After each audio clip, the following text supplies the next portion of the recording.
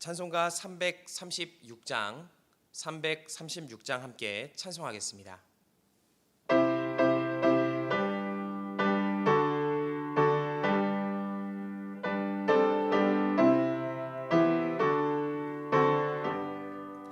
환난과 핍박 중에도 성도는 신앙 지켰네. 이 신앙 생각할 때에 기쁨이 충만하도다.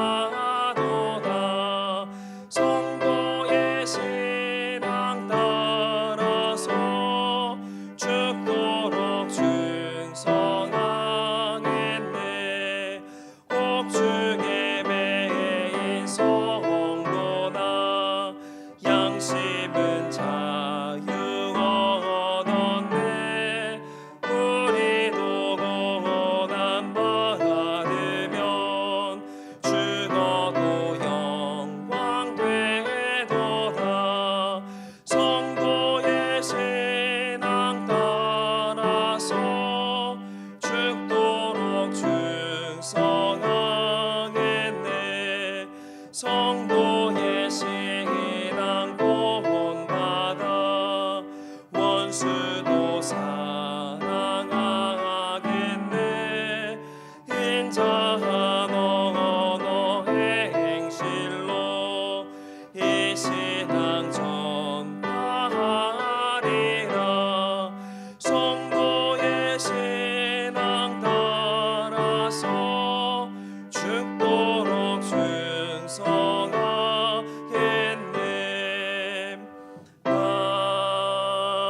아멘.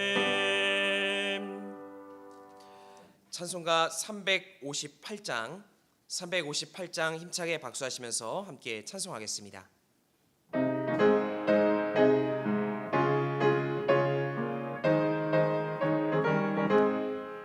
주의 진리 위에 십자가 곤기 하늘 높이 들고서 주의 군사 되어 용맹스럽게 찬송하며 나가세 주 예수만을 위하여 목숨까지도 바치고 싸움터로 나가세. 원수들이 비록 강할지라도 주의 군기 붙잡고 주의 진리 위에 용기 다하여 분발하여 싸우세. 나가세 주 예수만을 위하여 목숨까지도 바치고 싸움터로 나가세. 산과 들과 바다 가는 곳마다 주의 군기 날리며 반갑고도 기쁜 승리의 소식 온 세상에 전하세.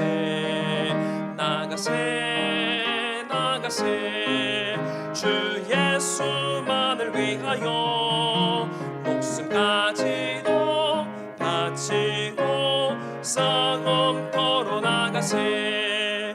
원수들은 이미 예수의 손에 하나 없이 패하고 주의 군기만이 영광스럽게 온 누리에 날리네. 나가세 주 예수만을 위하여 목숨까지도 바치고 싸움터로 나가세. 오늘의 성경 말씀은 신약 요한계시록 20장 1절부터 15절까지의 말씀입니다. 요한계시록 20장 1절부터 15절까지의 말씀을 저와 여러분들이 한 절씩 교독하여 읽도록 하겠습니다.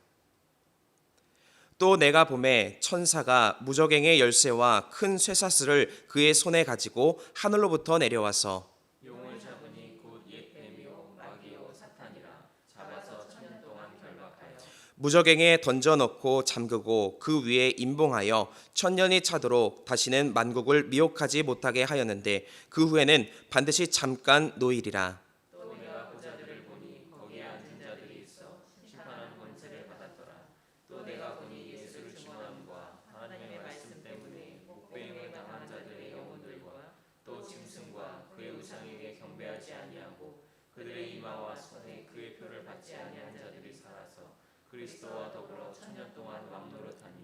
그 나머지 죽은 자들은 그 천년이 차기까지 살지 못하더라. 이는 첫째 부활이라.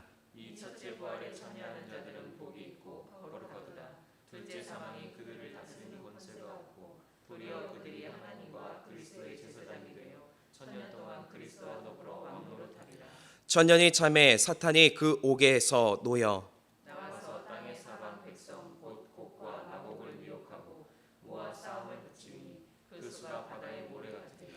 그들이 지면에 널리 퍼져 성도들의 진과 사랑하시는 성을 두루매 하늘에서 불이 내려와 그들을 태워버리고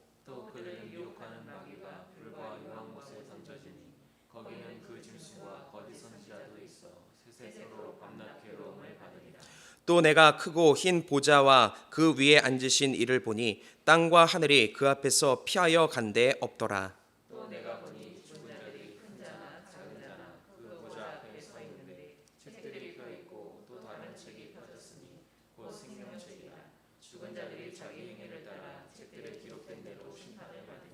바다가 그 가운데에서 죽은 자들을 내주고 또 사망과 음부도 그 가운데에서 죽은 자들을 내주매 각 사람이 자기의 행위대로 심판을 받고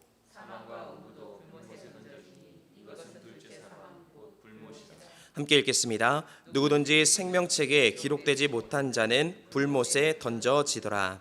아멘. 할렐루야. 오늘도 하나님의 크신 은혜와 사랑을 경험하는 복된 이 새벽 되시기를 주님의 이름으로 간절히 축원드립니다. 올림픽 경기 중에 우리나라가 강세를 보이는 종목이 있습니다. 바로 양궁입니다. 양궁은 고도의 집중력을 발휘해야 하는 경기입니다. 또 실내에서 이루어지는 경기이다 보니까 시시때때로 변화하는 바람의 영향을 받게 됩니다. 또한 관중들의 소리에 집중력이 흐트러질 수도 있습니다. 그렇기에 한 발만 잘 쏘면 되는 것이 아니라 매 순간 또 매 화살마다 고도의 집중력을 발휘해야 하는 것입니다. 그리고 그렇게 집중력을 잃지 않을 때에 최후의 승리자의 면류관인 금메달도 얻게 될 수 있다는 것입니다. 그런데 믿음 생활도 이와 같지 않을까 생각해 보게 됩니다. 나는 하나님의 뜻대로 살려고 노력하지만 주변의 상황과 환경이 바람처럼 나를 흔들어 놓을 때가 있다는 것입니다. 이때 우리에게 필요한 것은 바로 하나님을 바라보는 것입니다. 유혹과 또 핍박이 나를 흔들 때 더 적극적으로 하나님께 집중하는 것입니다. 그럴 때에 주님께서 약속하신 최후의 생명의 면류관을 얻게 되는 줄 믿습니다. 오늘 본문은 최후의 심판에 대해서 기록합니다. 하나님의 천사들에 의해서 악한 세력은 심판을 받게 된다라는 기록입니다. 동시에 죄의 유혹에 빠지지 않고 믿음을 잘 지킨 성도들에게는 천년 동안 왕노릇하며 생명책에 그 이름이 기록되는 영광을 얻게 될 것을 말하고 있습니다. 즉 최후의 심판의 상황에서 믿음을 견고히 지켜갈 때에 최후의 상급이 있다라는 것을 분명하게 이야기하는 것입니다. 성도는 심판 중에 오히려 칭찬과 상급을 얻습니다. 이것이 믿음의 힘이며 능력인 것입니다. 바라기는 오늘도 어떠한 상황 중에도 믿음을 견고히 지켜가심을 통하여서 하나님의 크신 상급을 누리시기를 주님의 이름으로 간절히 축원드립니다. 오늘 본문은 크게 세 부분으로 나누어집니다. 먼저는 1절부터 6절의 말씀으로써 주님의 능력 안에 이루어진 천년 왕국의 모습을 보여주고 있습니다. 또한 7절부터 10절은 결국에 패망할 사탄의 모습을 기록합니다. 마지막으로 11절부터 15절은 하나님의 심판 중에 생명책에 기록되는 모습을 기록합니다. 그렇다면 우리가 최후에 주님께 상급을 받는 삶을 살기 위해서는 우리는 어떤 믿음의 모습으로 살아가야 하는 것입니까? 첫 번째로 삶의 이유가 주님이 되어야 하는 것입니다. 어떤 청년이 목사님을 찾아와서 이렇게 물었습니다. 목사님, 술 먹는 것이 죄가 됩니까? 예수 믿는 청년이 나이트클럽을 가는 것이 죄입니까? 아닙니까? 이 대답에 목사님이 이렇게 답을 합니다.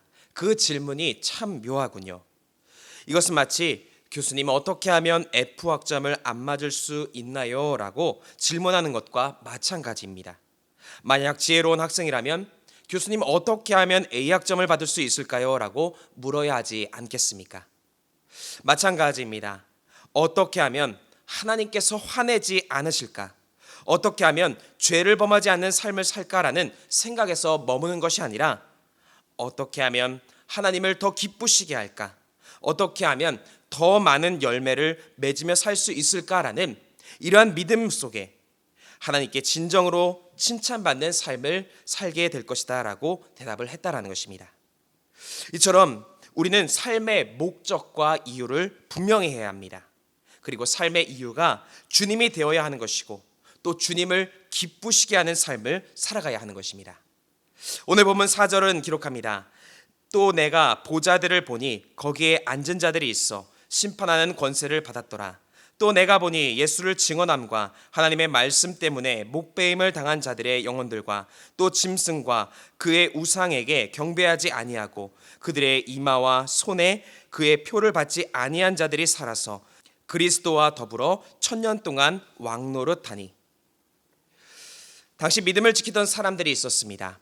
그들은 예수님을 증언하다가 또 하나님의 말씀을 지키다가 목배임을 당하여 죽임을 당하기도 했습니다. 수많은 핍박이 있었지만 그들은 이 핍박 중에도 하나님만을 바라보았습니다.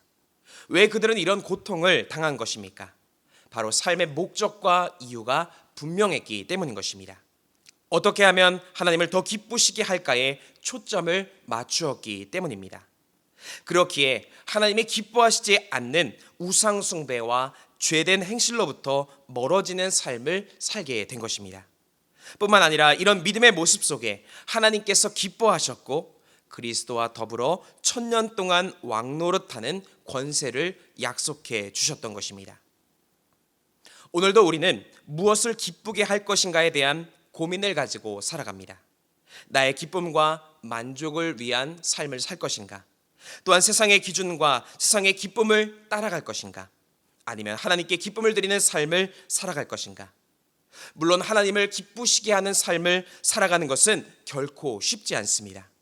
그러나 피땀 흘리며 믿음을 지킨 이후에는 세상에서는 경험할 수 없는 놀라운 선물이 약속되어져 있음을 기억하시기를 바랍니다. 우리 삶의 목적은 주님을 기쁘시게 하는 것입니다. 이 목적으로 주님을 기쁘시게 하며 우리도 주님으로 인하여 참된 기쁨과 영광을 누리시기를 주님의 이름으로 간절히 축원드립니다. 두 번째로 생명책에 기록됨을 소망해야 하는 것입니다. 이전에 저는 전쟁 기념관을 방문했던 적이 있습니다. 이것은 전쟁이라는 무서운 상황을 떠올리게 하고 또 평화가 얼마나 소중한지를 우리에게 알려줍니다. 그리고 중요한 것은 이 평화가 그냥 이루어진 것이 아니라 이 평화를 지키기 위해 싸우고 또 희생했던 수많은 사람들이 있다는 것을 말하고 있는 공간인 것입니다. 처음 이것을 저도 방문했을 때 잊지 못할 한 장소가 있었습니다. 바로 전쟁 기념관을 들어가는 입구에 위치해 있는 큰 벽이었습니다. 이 벽에는 수많은 사람들의 이름이 기록되어져 있습니다. 그 이름은 훈장을 받은 사람들이 아니라 나라를 지키다가 희생을 당한 사람들의 이름이 빼곡하게 적혀져 있었습니다. 심지어 그 이름은 지워지지 않도록 돌판에 새겨져 있었고 후손들에게도 그 이름이 전해지는 영광을 얻게 되었습니다. 잊혀지지 않는 기록으로 남게 되는 영광, 이것은 그냥 생겨난 것이 아니라 희생과 노력이 있었기에 가능했던 것입니다. 마찬가지로 우리 믿음의 모습도 이름이 기억되는 삶을 살아가야 하는 것입니다. 물론 사람에게도 기억되는 것이 가치 있겠지만 중요한 것은 주님께 이름이 기억되는 사람이 되어져야 하는 것입니다. 오늘 본문 12절과 15절 말씀에 보면 생명책에 관한 기록이 나옵니다. 그리고 구체적으로 생명책에 기록되는 것은 심판 중에도 생명을 얻는 삶이다라고 말씀합니다. 그런데 생명책에 쓰여지는 기준은 세상적인 기준이 아닙니다. 12절에 기록되어져 있는 것처럼 세상적인 기준으로 볼 때는 큰 자와 작은 자를 나눌 수 있겠지만, 그러나 하나님 앞에서는 세상의 힘으로 큰 자와 작은 자로 나눠지는 것이 아니다라는 것입니다.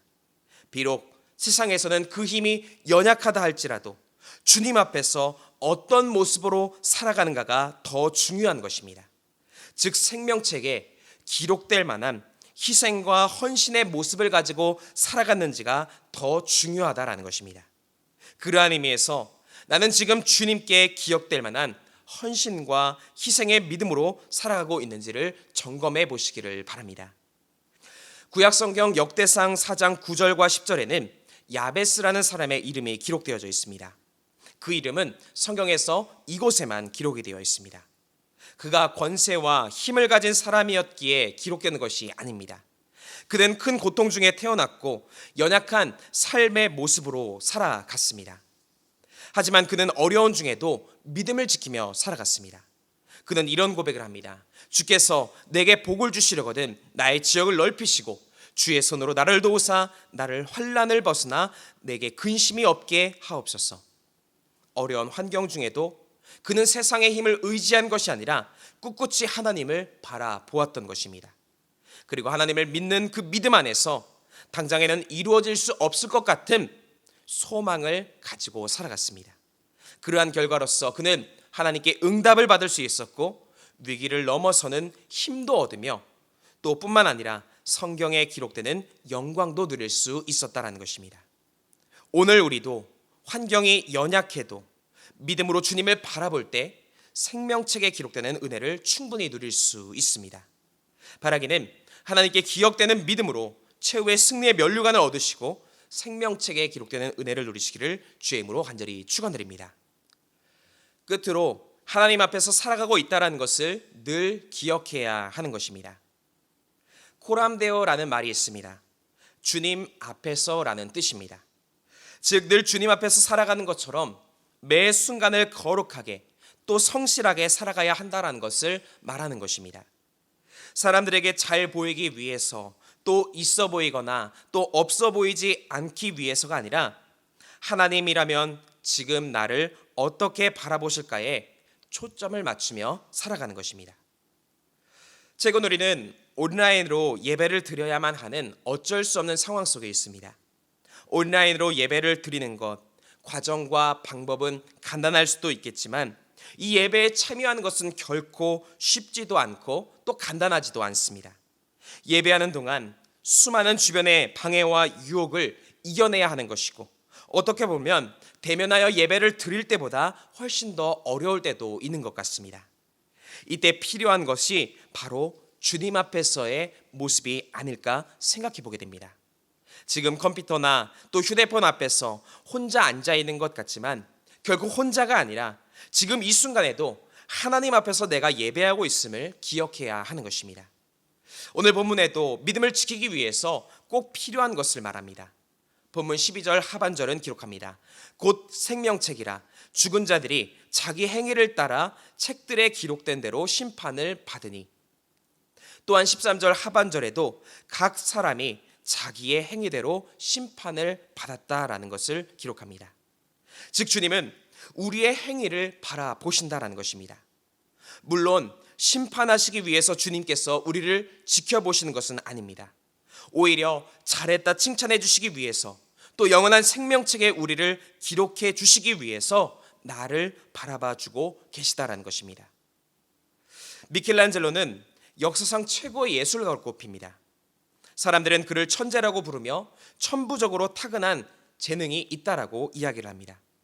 그러나 뛰어난 예술가가 그가 될 수 있었던 것은 바로 그의 행위가 주님 보시기에도 성실한 삶을 살아갔기 때문이다라는 것입니다. 한 번은 그가 교황 율리우스 2세로부터 시스티나 성당 천장에 벽화를 그리라라는 명령을 받게 되었습니다.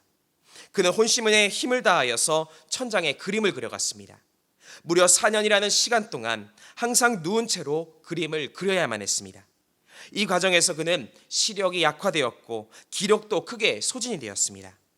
누군가가 그에게 와서 물었습니다. 어두운 구석에 있는 그림은 아무도 관심을 가지지 않을 텐데 왜 그렇게 열심히 그림을 그리고 있습니까? 이때 미켈란젤로가 이렇게 대답을 합니다. 하나님께서 보고 계십니다. 오늘 우리의 행위를 주님은 지켜보고 계십니다. 그리고 잘했다 칭찬해 주시기를 간절히 바라고 계십니다. 바라기는 오늘도 성실하게 주님 앞에서 살아가시고 그로 인하여 주님의 생명책에 기록되는 은혜를 누리시기를 주님의 이름으로 간절히 축원드립니다. 함께 기도하시겠습니다. 사랑과 은혜가 충만하신 하나님, 오늘 우리에게 구원과 생명의 역사를 허락하여 주심에 감사드립니다. 우리의 삶의 목적이 주님이 되게 하여 주시고 또 생명책에 기록됨을 소망하며 또 늘 주님 앞에 있다는 것을 기억하며 하나님 앞에 성실한 모습으로 최후의 상급을 모두가 함께 누리게 하여 주시옵소서. 오늘도 주님 앞에 정성모아 귀한 예물을 드린 손길이 있사오니 이 예물 기쁘게 받아주시고 하나님 나라 확장과 하나님의 크란 축복으로 역사하여 주시옵소서. 오늘도 주님께 간구할 때에 우리의 간구에 응답하여 주시고 주님 앞에서 보다 더 성실한 모습으로 하나님과 동행하게 하여 주시옵소서. 모든 것 감사드리며 우리 구주 예수 그리스도의 이름으로 간절히 기도드립니다. 아멘. 하늘에 계신 우리 아버지여, 이름이 거룩히 여김을 받으시오며 나라가 임하시오며 뜻이 하늘에서 이루어진 것 같이 땅에서도 이루어지이다. 오늘 우리에게 일용할 양식을 주시옵고 우리가 우리에게 죄 지은 자를 사하여 준 것 같이 우리 죄를 사하여 주시옵고 우리를 시험에 들게 하지 마시옵고 다만 악에서 구하시옵소서. 나라와 권세와 영광이 아버지께 영원히 있사옵나이다. 아멘. 이 시간 함께 공동의 기도 제목을 가지고 함께 통성으로 기도하겠습니다.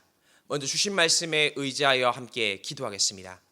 또한 나라와 민족을 위해서 기도하실 때에 이 땅의 평화와 안정을 위해서 기도해 주시고 질병의 종식을 위해서 특별히 대통령과 위정자들의 지도력을 위해서도 함께 기도하겠습니다. 또한 교회를 위해서 기도하실 때에 사랑으로 세상을 치유하는 교회가 될 수 있도록 기도해 주시고 또 다임 목사님의 신혼의 강건함을 위해서 함께 기도하겠습니다. 또한 교회학교 온라인 여름 성경학교를 위해서도 함께 기도해 주시기 바랍니다. 또한 우리 가정과 개인을 위해서 함께 기도하시고 또 이웃을 위하여 중보하며 기도하실 때에 어려움 가운데 있는 환우들 또 이웃들을 위하여 함께 중보하며 기도하겠습니다.